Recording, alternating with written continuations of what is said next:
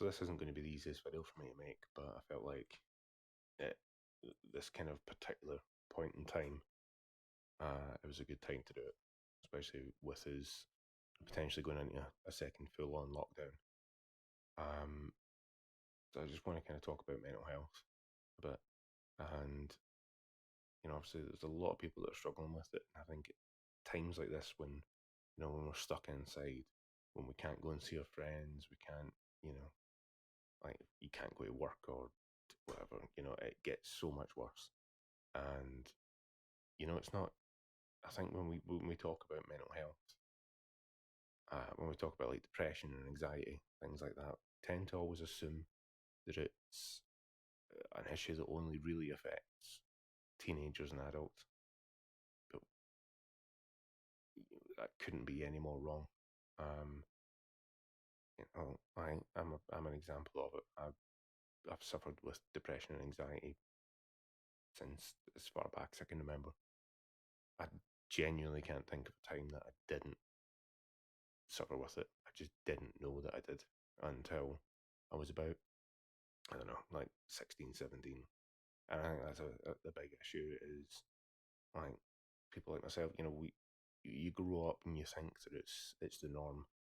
Um, you don't realize that anything's wrong until you start kind of noticing other people around you and realizing that they are not the same way that you are. And I think it's difficult, like not only for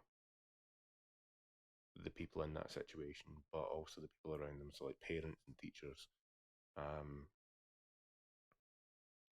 Because there are, there's obviously there's some kids that are just quite reserved. They're quite introvert, so it's kind of hard, I would imagine, to decipher between an introverted kid and someone that's struggling with mental health issues. But I don't think we do enough, really. Like when I look back at my childhood, um, I feel like there was so many warning signs. I I remember I can't remember what age I was. I must have been about 8 or 9, and I remember thinking it was a game, but trying to hang myself from a tree. Like tie the knot around my neck, threw a rope over a branch, and started hoisting myself up. Around about the same time, trying to drown myself in the bath, and it's just like at that time I thought that was normal, but looking back on it now, it's really fucking not, and it just worries me because I look at myself now. I'm 30-year-old, and I'm still suffering really bad with depression and anxiety. I'm still struggling with like self harm and like suicidal thoughts. And I think even something like self harm, a lot of people don't seem to realize just how many variations there are of it. Because normally when you think about self harm, you just think about someone cutting themselves, but there's so much more. And I honestly didn't realize this until I got a little bit of like therapy, and I realized, so like I pick my skin. So I'll get a tiny little spot in my arm, for instance, and I'll pick at it. Then it scabs up, and I pick at it. Then it scabs up, and I pick at it, and eventually it ends up either turning into like a sore or scarring. And I'm fucking covered, absolutely covered in it now. I just thought that was a kind of normal thing, but it turns out it's self harm. So other things like overeating, undereating, um, apparently like over exercising as well. I didn't realize that until this was all explained to me. There's so many different variations of self harm, but we seem to always just think that if someone's cutting themselves, it's self harm. And I think we need to look out for the warning signs a lot more. with people around us. Because, I mean, 9 times out of 10, when you're in that situation, you don't want to tell anybody. You don't want to talk about it. You just bottle it up. Because at the end of the day, you don't feel like anybody gives a fuck. And that's just wrong. And I mean, so I've been struggling a lot, and in the last couple of weeks, it's been kind of becoming a bit more apparent that I really need to make a change. I mean, in the last couple of years, I've put on 4 stone just because I don't give a fuck about myself, about my body anymore. I used to be in really, really good shape, and now I look at myself and I'm disgusted.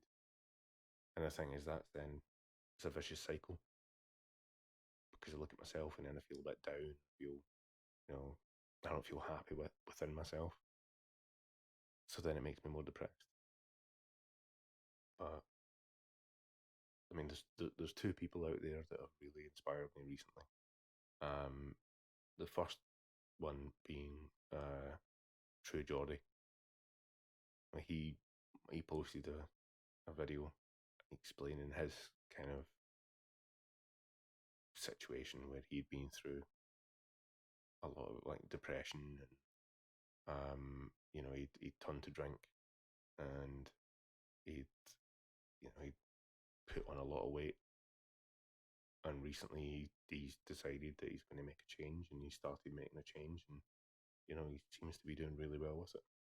The second person is Bazinga, who, again, similar situation, rough upbringing. There's a fantastic kind of documentary series that he's actually doing on his channel at the moment, which, if you've not seen it, I would absolutely recommend go and watch it, because it just, he talks about the stuff that he had to go through in his childhood, and he put on a lot of weight. He hated himself. He turned to drink, and he got to a point where he decided to end it, and then turned it round, and he's now got himself in absolutely fantastic shape. And looking at these 2 guys and their stories and what they're doing has been a bit of an inspiration to me, and that's one of the reasons I'm making this video, because for so long I've said to myself, I'm going to get myself back into shape, I'm going to do this, I'm going to do that. But by making this video, I feel like I have no choice but to follow up on it. If I say it on video and I upload it online and I say I'm going to make a difference and I'm going to make a change to my life, I need to follow up with it, because otherwise that's online for eternity. Like, it'll haunt me if I don't do it. And yeah, like anybody else out there, I fully recommend go and watch these 2 guys, listen to their stories.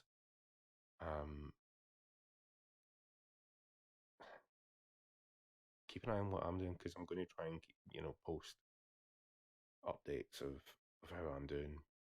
But the main thing is, if you're struggling, talk to someone. Honestly, just anyone.